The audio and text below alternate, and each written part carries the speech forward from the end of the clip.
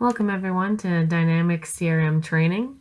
Today's topic on accounts and contacts is going to be covered by Shona, another one of our CRM consultants here at CRM Dynamics. So Shona, I'll leave the floor to you to dive right into accounts and contacts. Just some of the basics, nothing too in-depth today, but just to give you some of the basics and maybe show you one or two things that you may not be aware of at this point. So we're looking at the accounts and contacts creation. Parent accounts, what are they, how to add them, and also the same with connections, how you would use those. And then a couple of things of sharing accounts and assigning them if you need to with other members of your team. And then finally looking at merging accounts and contacts in terms of being able to get rid of some of those duplicates, which are the bane of any database that I think is out there for people. So let's just look at, first of all then, at our database that we have here. And you'll see on this then that we have the company screen open. And I'm going to assume then that we're adding contact and company from the main screens that you're looking at here.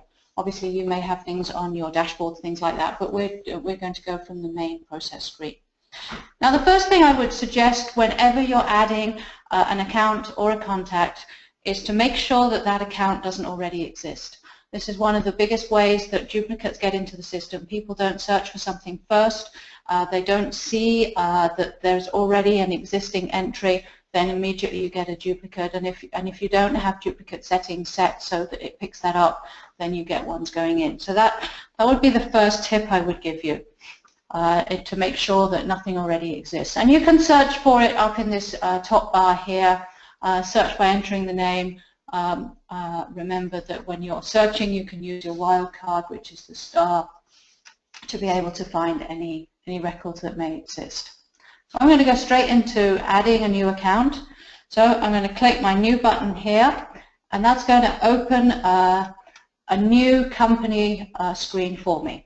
Now the first thing I'd like to say in terms of what we're showing you today is that you may not see exactly what's on the screen here. One of the things that CRM Dynamics does for you when we work with you is to create forms based on how you want to see them that works for your business. Microsoft issues forms that are laid out in a generic fashion. You may change them and edit them. We may help you to change them and edit them. So what you see on the screen today, I've tried to make some of the sort of basic fields that you'll see, but you may look at yours and say, well, we don't have that field, or this is in a different place, or something like that. That's perfectly fine. It just means it's structured in a different way. So what you're going to do on here is you are going to enter company information based on perhaps what you know, but I would always suggest, bear in mind that whatever you enter in here is going to be useful for somebody. These fields are on here for a reason, so the more data that you can put in the system, the better it's going to be for whoever looks at it, and that could be you in the future. So try to put in as much information as you can.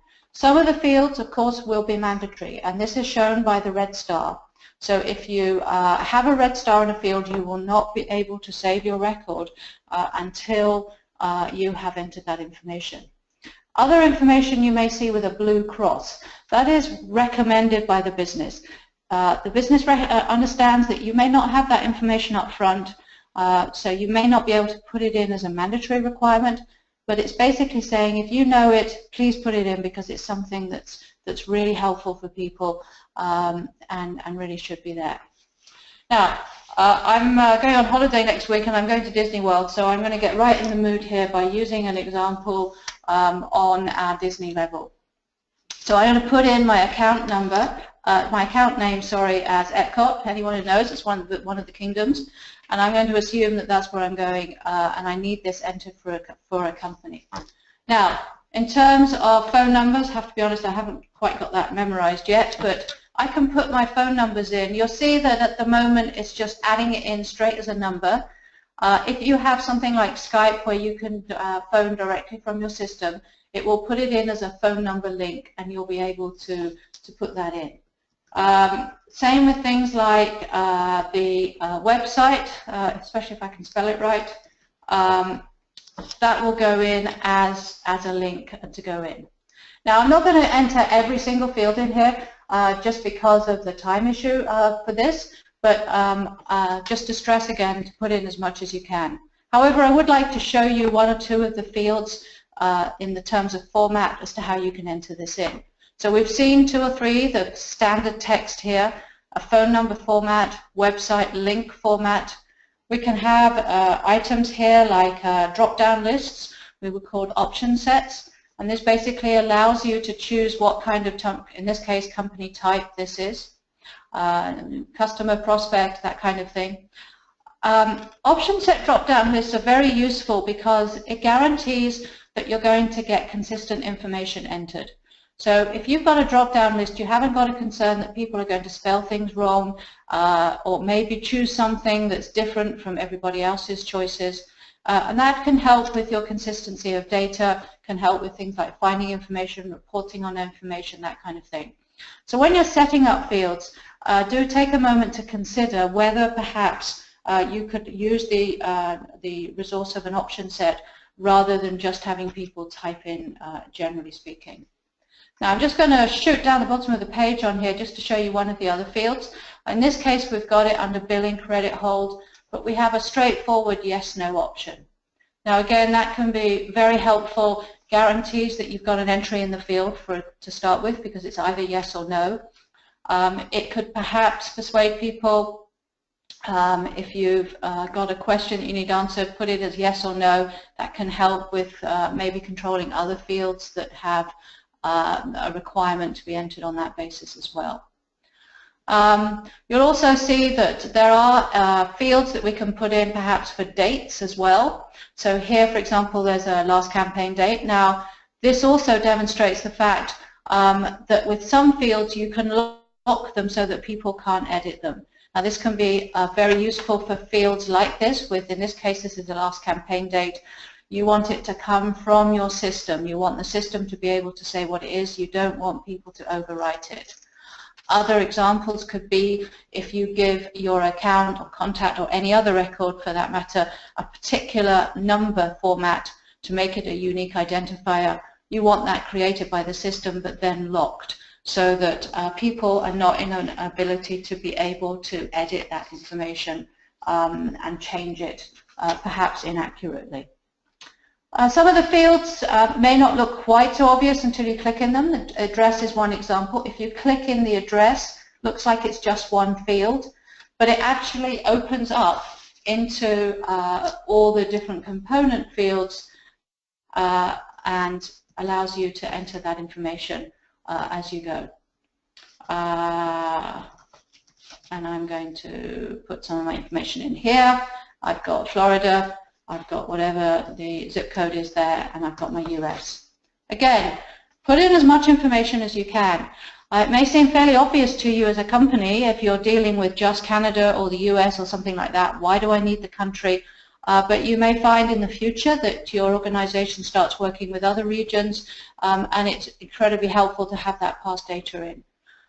So the more you can put in, the more you're going to get out.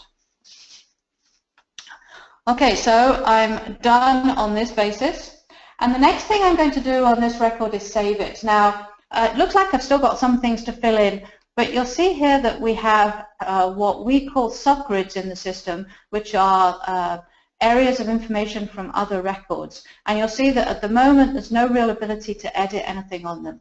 That's because to activate these, we need to save the record first. So what I'm going to do is I'm going to go up to my top screen here and hit save. If I hit save and close, it would take me back to the company's view screen. That could be fine if I finished filling in my company, but I want to continue with what I'm entering here, so I'm going to click my save button.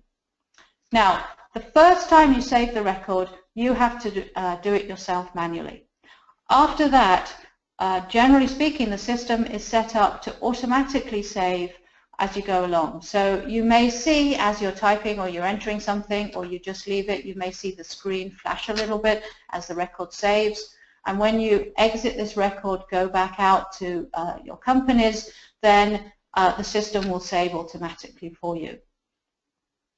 So now I've done that, I'm in the position where I can enter other information if I want as well. You'll see these grids are showing up, and some of them actually have little plus signs on them. Some of them just show me the information. So I'm going to enter a little bit more information on what I do here. So the first one I'm going to show you is the parent account. Now the parent account can be extremely useful in linking your records together. So let's take, for example, Disney. Disney World has 4 or 5 different areas in it. It has different theme parks, it has different hotels. It's a mammoth conglomeration. So what I want to be able to do here is say that all my different areas of Disney are linked to that one parent company of Disney World. So I've got here Epcot, I might have Magic Kingdom, I might have the hotels, I might have whatever. So I can click in here and it will take me to search what I want to be able to access from the account screens. So on this, I've got 2 choices. If I know the company name, I can start typing it and it will try and match whatever I type, or I can search here and I can look up more records. And I'm just going to do that to show you this screen. So this is my company screen here, and I've got my setup here for Disney at the top here. Just ignore the fact there's 2 for the moment. So I'm going to choose Disney World and I'm going to do add, and that now shows my parent company. Now, as I say, that's very useful because it binds all these companies together. And if I wanted to look at information based on my parent company, then I can just search through that parent company name for all the information. Now, what might be a more realistic example for you in your business environment, if you were looking at sales or opportunities for a particular parent company and all its subsidiaries, then what you're able to do is link everything to the parent company, and then you can group all your sales together or group all your information together based on what is listed under that parent company. Now, the other things that I can add into here, as I said, you see that you've got here, for example, recent opportunities. I've also got one showing here for my contacts. Now, what that means then is that any record that is linked to my main record here will show under these sub-areas. So, for example, if I had all my contacts, so I had Mickey Mouse, and I have Minnie Mouse, and I have Donald Duck, and I have Goofy, and all the rest of it, they will all show as contacts, and because they're linked to Epcot as their company, that's where they're working, they will show under this list. Now, the other thing that this gives me a major advantage for is that I can actually add the information directly from my account fields, my account record.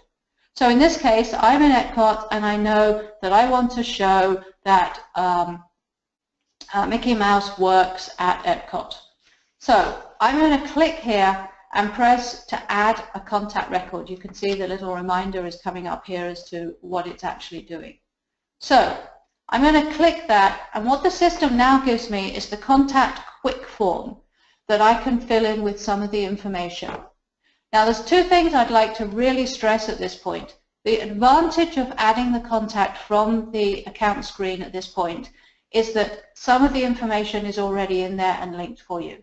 So your account name is linked, your business phone is linked, your address is linked. You could also have had other things linked, potentially if you added them yourselves, or if you had more information in. So you've got address, street to, nothing in there because we didn't add anything. So that forms that link for you already. You don't have to remember that you've got to add the account name of Epcot. You don't have to remember what the address is. That's going to help you with things like data entry speed. It's going to help with your spelling, perhaps, because you're not entering things in multiple times with the risk of spelling different ways.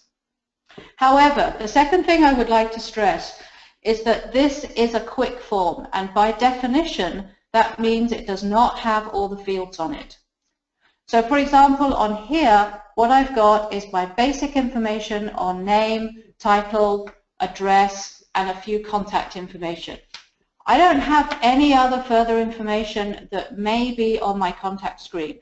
And individually, each of your companies may have different requirements for contacts. So this is a fantastic way of adding information fast. It means that I can now add this information in, and let's put this as his last name, and I can add that record, and I'm still on my account screen, and when I save it, it will show as a contact. And it's just taking a little time to show there. And it will show under my contacts, and I'm still here and I can continue. But as I stress, it does mean that you have not yet filled in all the information. Now, the danger of that is that people never go back and fill in the rest of the information. So I just want to highlight that from a data integrity perspective to make sure that people can understand that. Now, it may be that you're just coming in fresh, first thing in the morning, adding a whole bunch of contacts, and you don't need to go to your account screen first. If that is the case, then you don't have to come in here first. You can just go into your option set to choose information from the sales side and enter the information for the contacts directly. So I'm now going to change from companies, and I'm going to go straight from my company entry, but if you were coming in straight from the morning, and I'm going to go into my contact screen. Now, bear in mind that when you go to your contact screen, the first thing it's going to show you is a default view of my active contacts. That may not be the one that you have, but in this case it is for me, so I can immediately see the contact that I've just added. However, I might decide that I need to add another contact. I want to do it from this screen, so I can press New. Now, adding it this way, this then shows the reverse of what I was saying about those 2 points. So on here, we have nothing already populated. The company is not in there, the address is not in there, there is nothing in there. This is just a pure blank sheet of paper. That doesn't mean that I have a problem entering this. I can still do this. I can enter my Epcot information, press Tab. In this case, it's telling me there's more than one. So let's find out which one it is that I want, and it's showing me that the company is contact. So I'm going to enter my company here, choose that. I can enter my full information here as well. And we'll have him with a first and last name. And then I can fill in the rest of my information. Again, I have part of my full name has got a mandatory field on it because we really do want to know what the person's name is before this is sold. And now if I look down, I can see that there's a whole lot more information that I really should be filling in. So some of this may not be applicable to you, so you may have different fields on your screen. This looks like maybe this one has been set up with the intention of perhaps some kind of insurance kind of area or something like this. But this could be questions that you really need people to fill in. So by doing it this way, you do have that emphasis that the information is there for you to be able to fill it in. Okay, so I'm going to go back to my contact. This is telling me that I haven't saved my changes. That's fine because in this case I really don't feel I need to save my changes. So I'm going to go back into Mickey now to show you a couple of other things. The things I'm now going to show you, these can be done on both the contacts and the account side. So I want to just make sure that you realize that it's on both sides, but I'm going to do it just on the contact rather than do it twice on the 2 items. So here I have my information. I have some of the details that I've got here in terms of information on the contact. But I look at this contact and I say, okay, I know now that Mickey works at Epcot, but I also know that he's got connections with other people who may be in my database. Now, they may not be working at the same company, but I might want to actually show there's a physical connection, there's a physical relationship between 2 records.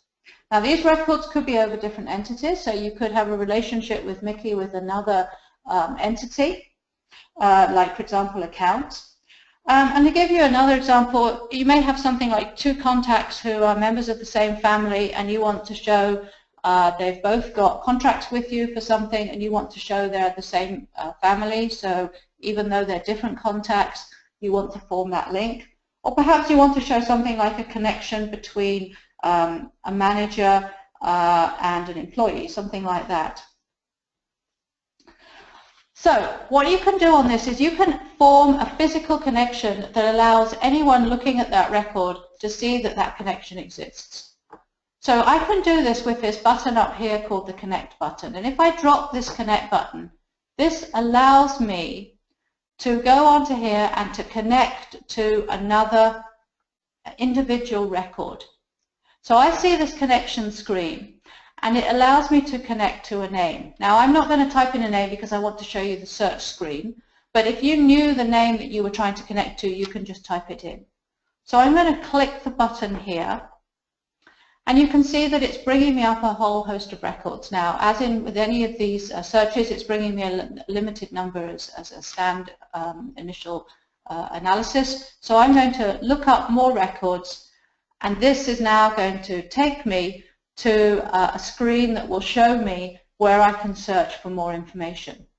Now you'll see that it's listing at the moment all the contacts, but I could drop this look for, and I could look for other things to search for as well, like my company or even a user if there was a personal relationship there, something like that. But in this case, I'm going to stick with my contact list, and I'm going to see whether the contact that I want to add to is here. The contact's not here because I was going to link it to Minnie Mouse, so I can say fine, I can now add a new contact and continue. For terms of us moving forward on this, what I'm going to do is just add to this contact, and I'm going to press add and say that there is a connection here. So I'm going to add to this person, and this information is fine. I've linked this person with this person and made it out that there is a connection here, but that might not be very helpful to somebody looking at it. They may not understand what the connection is. So what you can do is go one step further, and you can put a connection in with an actual physical role. Now this role is pretty much a default role list that Microsoft has supplied. You can amend this to make this list match to whatever you want. In this case, what I'm going to do is say that the connection is a colleague. So these people work together, but I want to make that connection clear so that if somebody was to speak to this person, they would know that we have a connection with somebody else who's linked as well. So I'm going to click on this. Now, I'd also just like to point out on this as well that when you define these connections, or some of them are already defined by Dynamics, sometimes it works both ways. So what I mean by that is you can see here that there's a child.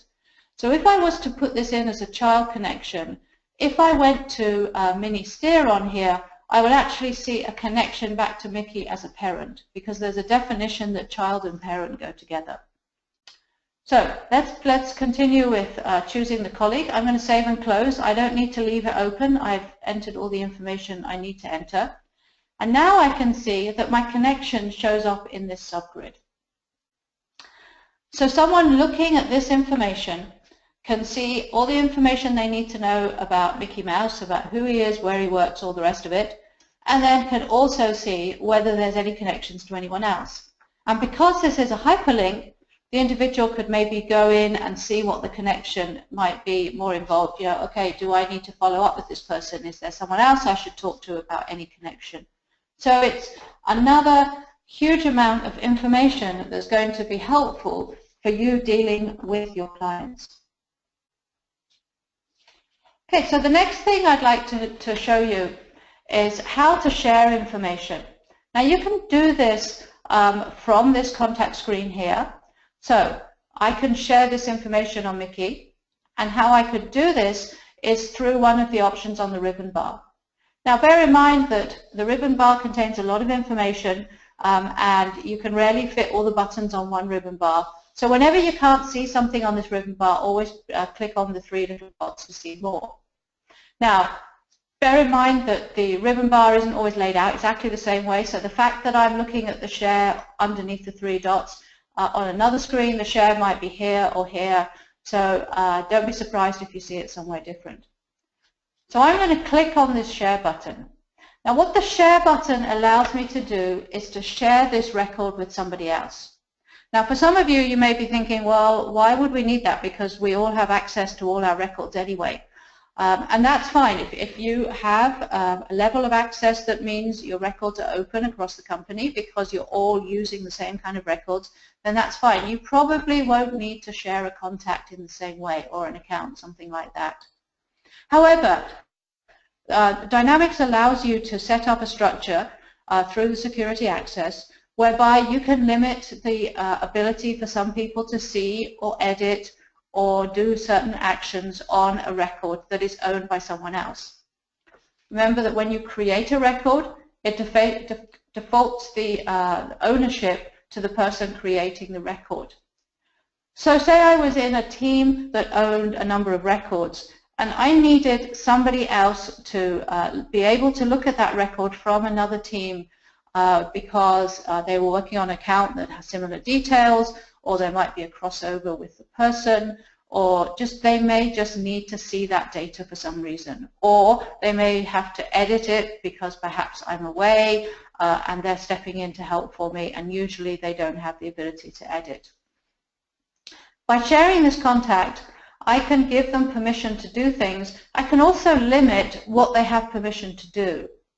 So I'm going to click the button Add User and Team. And you'll see here that under your Look For, you do have an option of adding to a user or to a team. I'm going to stay at a user for today, but just so you're aware, if you have teams set up, you can allocate a sharing ability on the team level as well. Now, then my list of people that I can share with comes up, and I can scroll down this list until I find the person or persons, because I can do it to more than one, that I want to share with. And in this case, I'm going to share it with Angelina.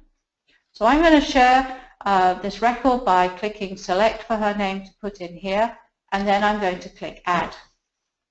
Now that then gives her the ability to see this record. The default option that's given to her, which I can change if required, is the read option, and you'll see that that's ticked. So at the moment, what that means is that Angelina would be in a position to read this document.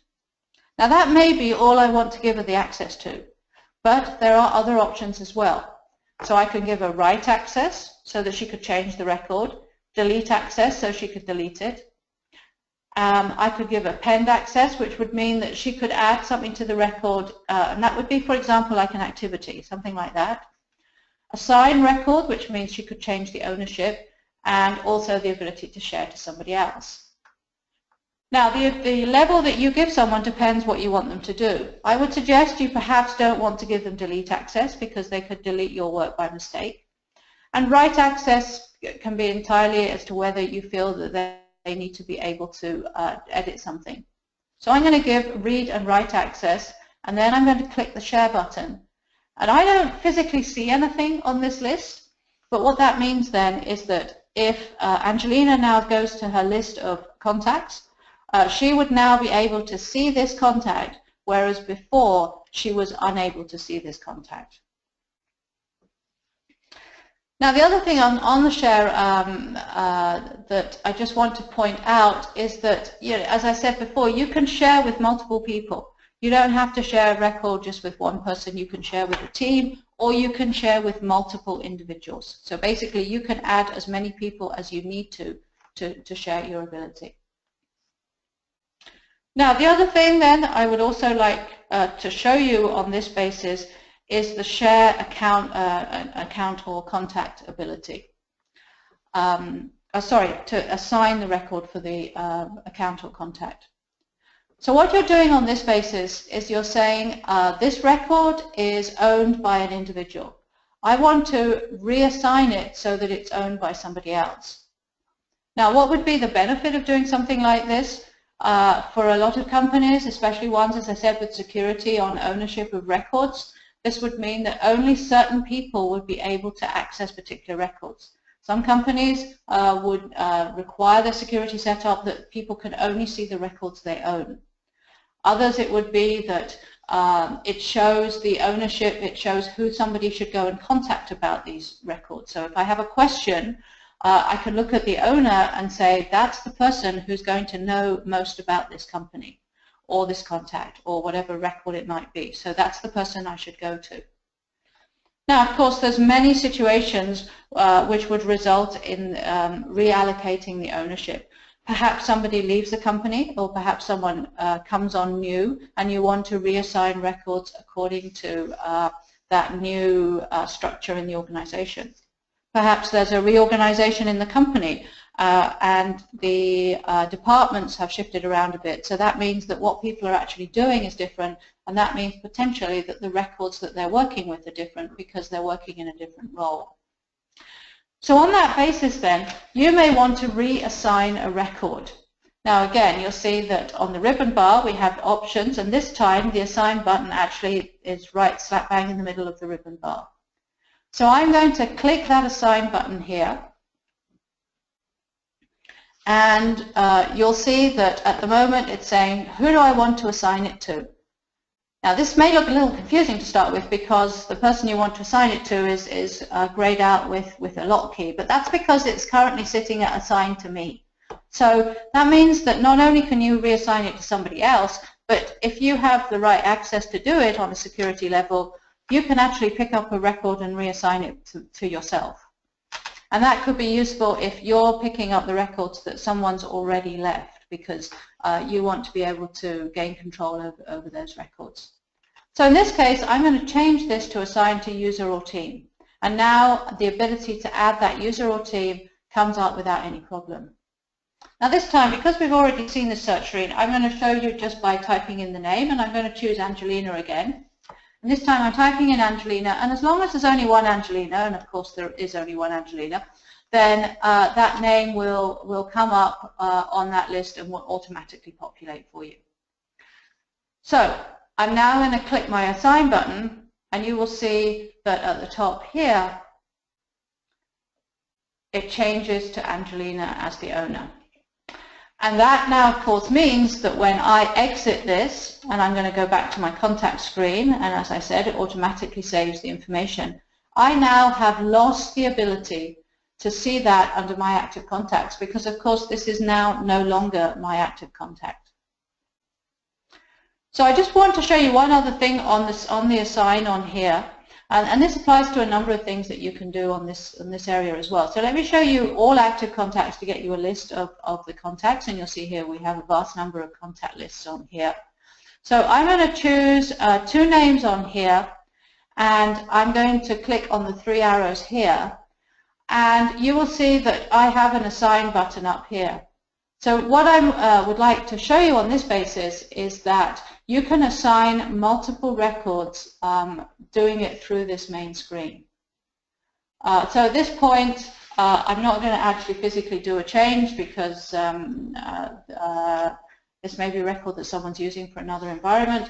But if I wanted to, I could actually physically change multiple records at the same time. I can do actually the whole page. In this case, the page is 1 to 50 records. I can't do multiple pages, but I can do the whole page. So by clicking here, I choose every record, and then I can click my assign button, and I can assign to a different user or team and that person's name, and all 50 records will reassign. And that certainly can be extremely useful if what I'm trying to do is to make sure that a large number of records are changed. If I had to do 1,000 records one at a time, this is going to take me a long time. If I'm showing under my options 250 records on a page, it's basically going to be 4 times that I have to do a reassigning job. So that's basically the ability to share an account or a contact and assign an account or a contact. And you can do it from inside the screen, or you can do it from the main screen. So the final thing I want to show you is merging records. Now, as I said at the beginning, merging records is huge in terms of being able to help get rid of all those duplicates that you have. I'm going to find Disney on here. This is the Disney that I set up earlier. And you'll see that what I have on here is 2 entries for Disney. Now, of course, you would never call it Disney number 2, but I just put that in to make it absolutely clear what the difference was between the 2 records. But it's clear, though, that I have a duplicate, and I should be able to get rid of that duplicate so that I now have totally clean data when somebody looks. And someone's not looking at this saying, well, which record do I put my information against? Do I put it against Disney World, or do I put it against Disney World number 2? So when you merge a record, what basically happens is that the system takes the 2 records, it amalgamates the data from the 2 records into the same one record, so that all the data shows in one, and then it activates the other. So this basically means that all your data is squashed into one record, and you don't have to worry about the second one anymore. Anything that is linked, like contacts, opportunities, things like that, they will all come over into the main record. If I can call that the basis of the winning record, the losing record then deactivates. Now, merging records is quite a powerful thing to do, and of course could cause quite a lot of damage to your data if people did it wrong. So it is something that requires a setting in security to allow people to be able to merge. But once you have that ability, then you can pretty much merge on any level in terms of accounts and contacts. So I'm going to merge these 2 records to show you what happens on this basis. So at the moment I've got my 2 records, and what I've done is set up a view just to show the examples of the difference and what actually happens when these merge. So you see, this is a very simple view that I've set up just to demonstrate some of the information. I've got the account name, I've got some information which is obviously wrong, and then the other record is right. And I'm also just showing the status so that you can see what happens here. So I'm going to click my 2 records. Now, the first thing to note on this is that if you don't have 2 records clicked, the merge is not actually available to happen. So if I try merging now, it will basically show me a screen that is redundant because there isn't 2 records to merge together. If I try and merge more than 2 records, it will tell me that I only can do 2 records at a time. So I'm going to choose my 2 records, and then I'm going to hit my merge button. And what you'll see basically is a list of data for the 2 sets of records. So on here I have one record, which is my Disney World, and then I've got my second record, Disney World number 2. Now, ultimately, it doesn't really matter which one you choose as the winner. But best practice would be the one that has most of the right information, because you've got less work to do on that respect in terms of choosing the right fields and that kind of thing. So you're going to choose the record which you want to be the master one. You want to be the winner of this merge. So in this case, I'm going to leave it as the first one it chose. It only chose this one because of the 2 in the list, it just defaults to the first one that's itemized. So in this case, I've got this listed as my main one. And you can see as you go through, what it's doing is it's matching the data in the 2 records, giving you both sets of data and saying which one do you want to choose for your winning record. So in this case, for example, we've got the 2 names of the companies. This one's chosen. If I wanted this one, I could choose that, but I don't. I want this one. So I'm going to go through and leave that. Now you can see it gives you little shortcuts. If it's all the fields in the section, then you can click here and it will choose all the fields. Now, looking down this, I go, yes, I don't want that, I don't want this, I want this one, this is the correct address, etc., etc.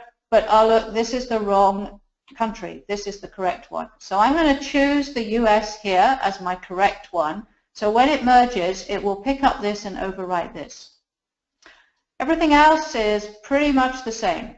Probably I should change that when I go in and put it to US dollars, but apart from that, everything is pretty much the same on here.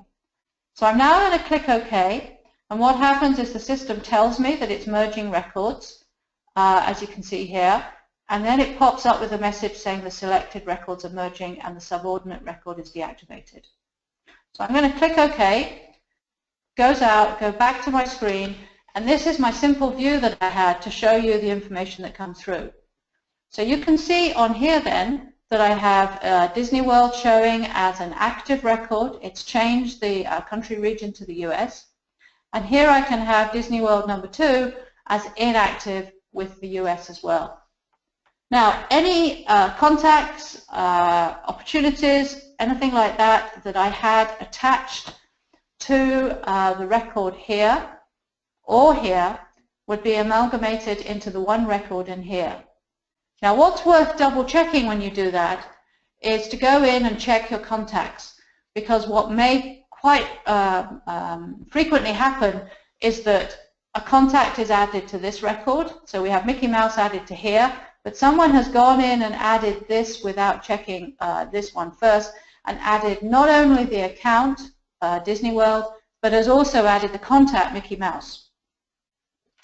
So what you may find is when you go into Disney World and you have a look, you may find that there's now 2 entries for Minnie or Mickey or Donald or whatever, and you need to go into the contacts and perform the same action on the contacts to move those into one as well. So basically, this will allow you to clean up the data to the extent of only having one active record left. The other record's still there, but it's inactivated. People are not going to see it unless they specifically go searching for it, and therefore it's going to make their data much cleaner. Now, that is pretty much what I would like to cover today. If anybody has any questions, I would be happy to answer those. I know that Angelina has been valiantly answering questions as well. So if there is any questions, please let me know and I will attempt to answer those. Thank you so much, Shona. So yeah, we'll give a few minutes and let everyone type in their questions, and she'll be able to answer them verbally. Also note that this session was recorded, so we will be posting it online for your review, just like all our other past webinars. So feel free, you can check out our YouTube channel, CRM Dynamics, as well as our online learning academy at crmdynamics.com. We have additional videos on there, a lot of how-tos and similar training webinars as this.